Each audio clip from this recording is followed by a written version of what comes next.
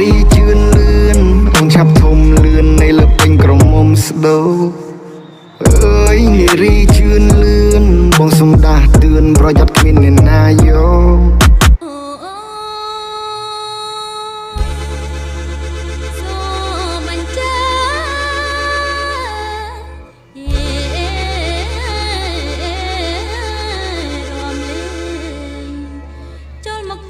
ស្រីចាឬក្មេងមករំលែងសារវណ្ណប្រកាន់ឋានៈ